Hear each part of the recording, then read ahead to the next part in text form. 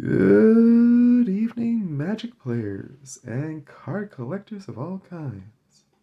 Welcome back for another episode of Dollarama Draws of Destiny. If you've been here before, you know how this works. I go to the Dollarama, I pick up some cards, typically a combination of Magic and Yu-Gi-Oh! Tonight I've decided to go straight Magic because I want to do something special for the channel. So I went to the best store ever, the Boutique de Fan, and I picked up a couple packs of Innistrad Crimson Vow and a couple packs of Innistrad Midnight Hunt. And we're going to see if we can improve our deck of Giza and Giralf better with the packs from a legit card store or with the packs from the Dollarama. I'm not looking at what the value is in the packs. If I were looking at the value, obviously these would win, hands down, because they're going to have the rarer cards. What I am looking specifically at is what I can put into my deck. So, the competition is what cards, blue or black, can I add to my deck from these pulls. Now, to give us all the advantage we can possibly have, you'll notice my setup is slightly different tonight. That's because I've been playing some Commander online and I need my laptop to do the videos. But we've still got the elephant, we've still got the bear, we've still got our Choir of Mischief ready to go. So we're just going to dive right in. I think the best way to do this would be 1 versus 1. So I'm going to do one pack of one of the positives and one pack of the one of the negatives. I think what I'll do is I'll shuffle the packs with my eyes closed so I won't know which one. Well, I'm going to take them out of the cardboard first, obviously.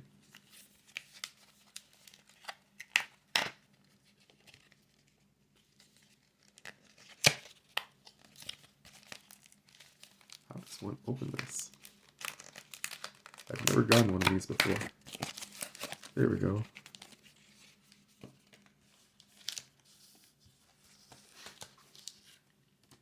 Unholy matrimony, they say. I'm hoping actually that this will have some red stuff too, which will be nice. Because when I eventually get some sort of deck that has red in it with black or with blue, whichever we find first that we like, we'll do the mana system and then we'll have a bunch of extra cards that we can add in already set aside, which will be cool. Like that landfall wizard. If I understand landfall, and I think I do, it's basically whenever you drop a land. Alright, that seems well shuffled. So we've got the regular packs, and we've got the Dollarama packs. I think what we'll do is, because these are worth more price-wise and content-wise, I'm going to do these as the second pull, and I'll open up Dollarama first. You will note that Dollarama has 3-card advantage in this situation, and if I understand correctly, there should be at least one land in each of these packs, so that would mean there's a 4-card advantage. So we'll go from there, but I honestly don't think that it will make as much of a difference overall, but we'll see. Oops, sorry to bump you guys.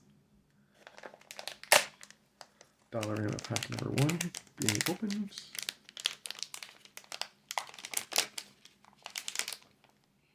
I hate when they don't rip right the first time.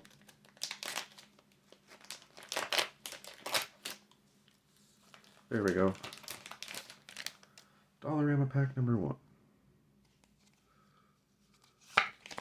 Flip that over so I can't see it. Turn the cards so they're all facing the right direction. No flipping cards this time. Let's see what we get. We got a Brazen Dwarf, so not usable yet. Orchard Strider, pretty cool. A Warhorn Blast. So far nothing usable for my deck. Needlethorn Drake, no. Ooh, a Dread Rider. Exile a creature from the top. Exile a creature card from your graveyard. Your target opponent loses 3 life. Not bad. Siphon Essence. Instant. Counter target creature or planeswalker spell. Create a blood token. Huh. Green. Can't use it. Red. Can't use it. Drauggr's Helm. When Drauggr's Helm enters the battlefield, you may play a zombie, berserker, creature token. Then attach Drauggr's Helm to it. The equipped creature gets +2/+2 and has menace. And equip 4. That's an expensive equip, but that's really cool to start out with. Ooh, this one's neat. It's a Nightmare. Cavern Whisperer. It can mutate.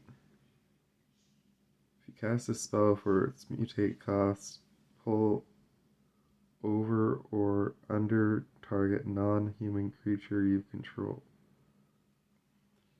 They mutate into the creature on top, plus all abilities from underneath it. Huh.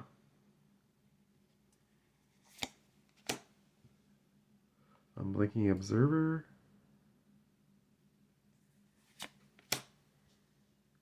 Roost of Drakes. A green. Green-blue I can't use. And more Decanine's Polymorph. Alright. So right now that leaves us with 7 so far. Now, as I said, this one has an advantage because it's 15 cards to basically 11. So what I'll do is I will give a points advantage to begin with to the Magic, in that each one of their cards will be worth 1.5. I think that's fair.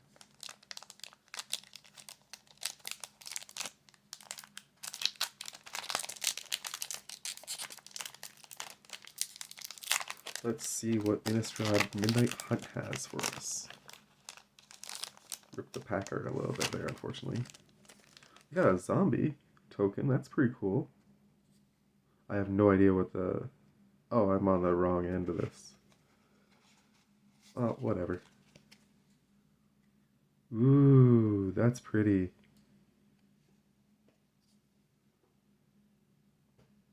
Look at that. That is pretty. Just gonna try and fix the lighting a little bit better so that you guys get less shadow. It's just a fun card. We can add that to our fun pile. We got a mountain, that's a good start because we need more mountains if we're going to ever play red.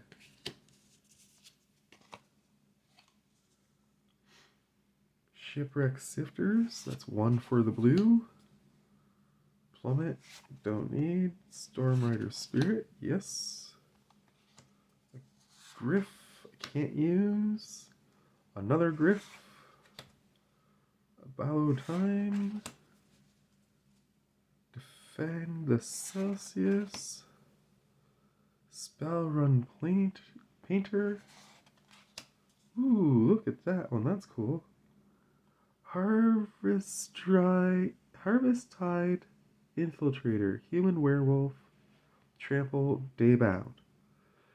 You know what, the more I'm looking at this, the more I'm thinking I'm going to end up having to build a werewolf deck, aren't I? Maybe I'll do 2 at the same time. An Angel I can't use.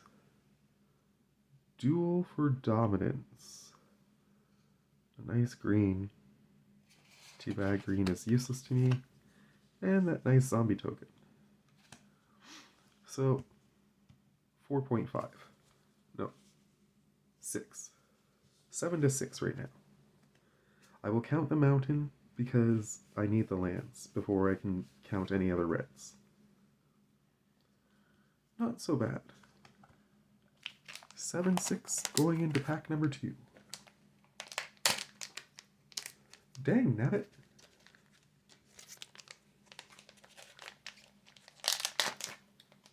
There we go.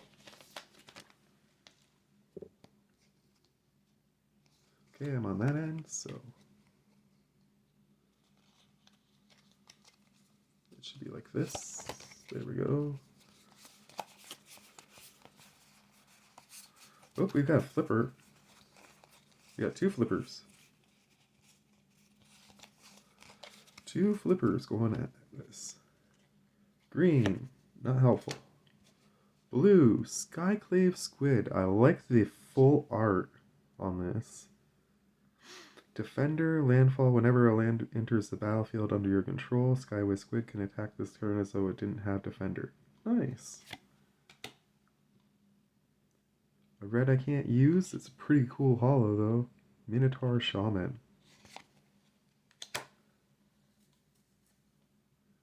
Like I say, I'm gonna maybe consider building a red-green deck to go alongside my blue-black deck at this point, with all the different kinds of werewolves. Zombie Drake is an awesome card to get. Spirit I can't use. Is this my flipper? No. Mind Bend Render. Nice. Ooh, a werewolf that's black. Stalking Predator. Menace Nightbound. And on this side, Menace Daybound. Not really sure how Day and Nightbound work.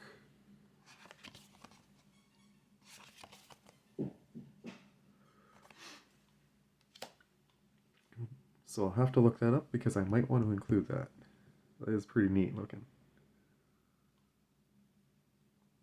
Ooh, that's a good sorcery. That's an interesting creature. Has dice roll ability.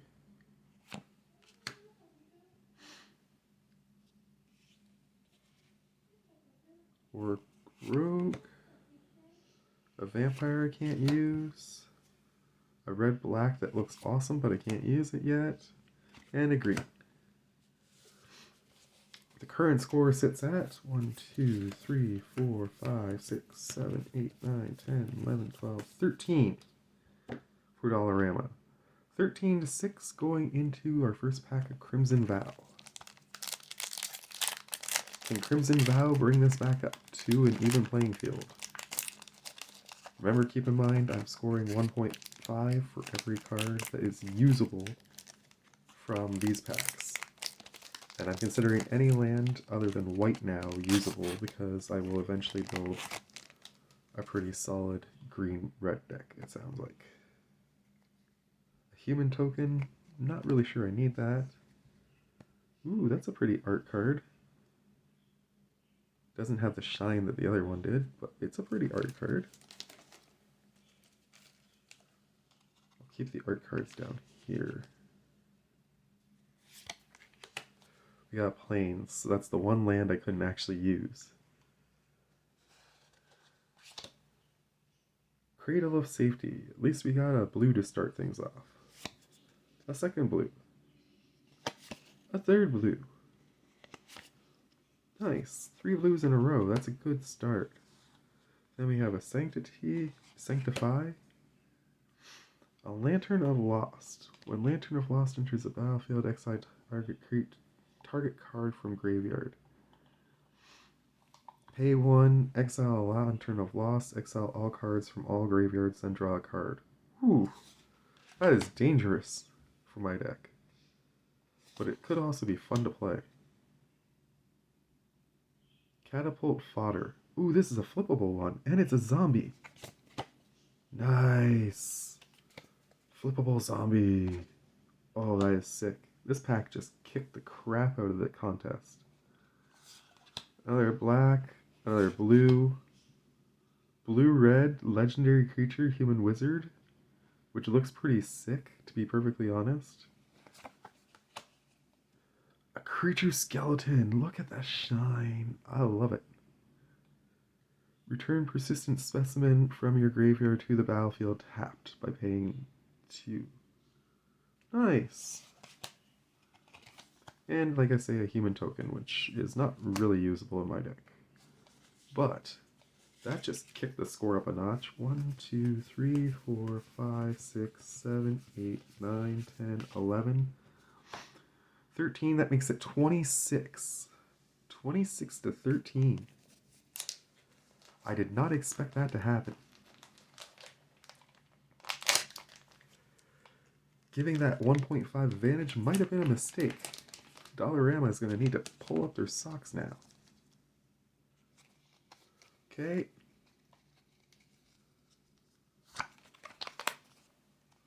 Start flipping cards. We have a flipper. 2 flippers, but they're not useful ones. At least not yet. Soul Knife Spy is useful though. We already got one of those, so we're not going to count it because we can't use 2. Now that is pretty sick. A Bird Assassin. I definitely need more creatures with flying because that's where I keep getting my butt handed to me. So that one definitely is going to find a spot in my deck somehow. A couple of reds, a white, a cool looking werewolf, admittedly, but not useful yet. Red, green, green, Goblin Samurai. A nice looking card. Climb over target wall, can't block this turn. Tie up. Target creature doesn't untap during its controller's next untap step. Okay, this just got a thing interesting into my deck too. Well, they pulled up their socks, but they didn't quite get there, I don't think. 1, 2, 3, 4, 5, 6, 7, 8, 9, 10, 11, 12, 13, 14, 15, 16, 17. They're still way behind. If Innistrad can pull off one more amazing pack like that last one, I think this might be done.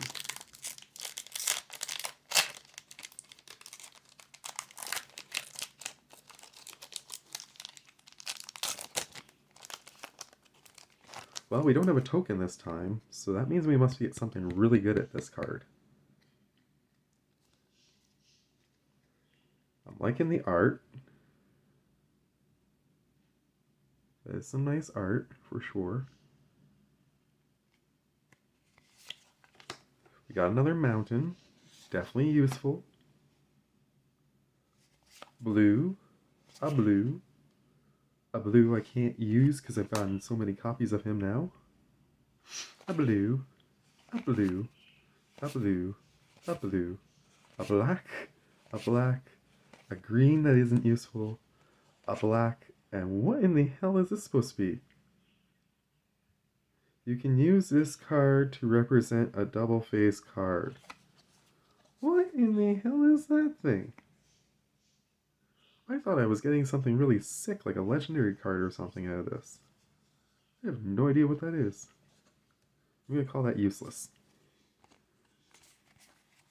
We did get a flipper in there. A Vampire Knight and Vampire Soldier. So we got some vampires, which I like vampires for sure. We got some zombies. We got some horror. And we got a human peasant that can do some pretty neat stuff apparently. At the beginning of your end step, if you discarded a card this turn, transform Ragged Recluse. I don't know what that means. Oh, he flips. Oh, cool! A witch! Whenever Odious Witch attacks, defending player loses 1 life and you gain 1 life. Nice!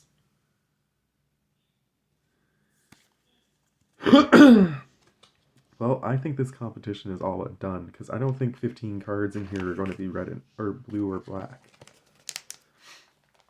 But, Dollarama, do your stuff. Definitely want to pull more Innistrad Crimson Vow, apparently. Apparently that is definitely where we want to be.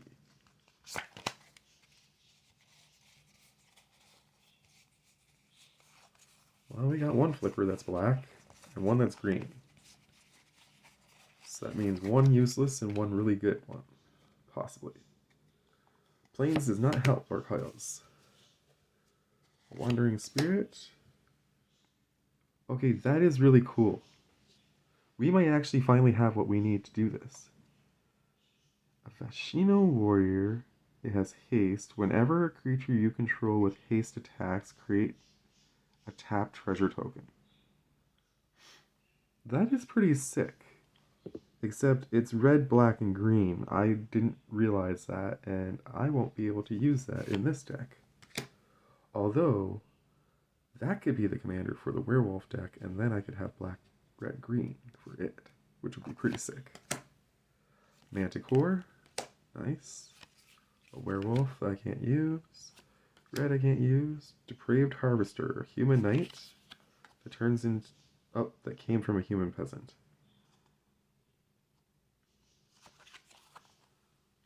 Nice. Sweet Oblivion is a good one. I can't remember if I had him already. I didn't think I had him. So the Dollarama's final total is definitely an abysmal total. 1, 2, 3, 4, 5, 6, 7, 8, 9, 10, 11, 12, 13, 14, 15, 16, 17, 18, 19, 20, 21, 22, 23. If this is less than, but close to, 20, I'm going to say we get rid of the 1.5 and we see if this can actually beat it straight up. 1, 2, 3, 4, 5, 6, 7, 8, 9, 10, 11, 12, 13, 14, 15, 16, 17, 18, 19, 20, 21, 22. I think we gotta play it straight up. Which basically means this pack only needs to get 2 cards that are useful to me. And Dollar Store loses to La Boutique de Fan. So we're getting a spider token. I don't need a spider token right now, but that is pretty sick art. I like it. So I'll put it down there in the non-useful pile for now. But alright, let's see what we got here. Art-wise, we have a really sick werewolf to start off. And it looks like it's signed, which is nice. I do like signed artwork. We got another mountain. Score. 3 for 4 mountains. I think we might have enough mountains that we can actually pull this off now. We may be taking the deck back to formula again. White, white, white, white, all completely useless. Dreadbound Hound, a creature demon dog. It doesn't flip, but it's pretty sick looking. So there's 2. And there's 3, so it's definitely got it. Human rogue werewolf that flips over and becomes a creature werewolf. Nice. Tavern Ruffian, human warrior that becomes a werewolf. Cool. Oop, wrong pile. Bird Admirer, human archer werewolf.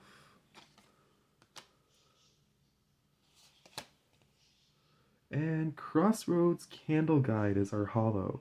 An artifact creature scarecrow. When Crossroads Candle Guide enters the battlefield, exile up to 1 target card from graveyard. 2. Add 1 mana of any color. Nice. That is awesome. So, I mean, Dollarama was close.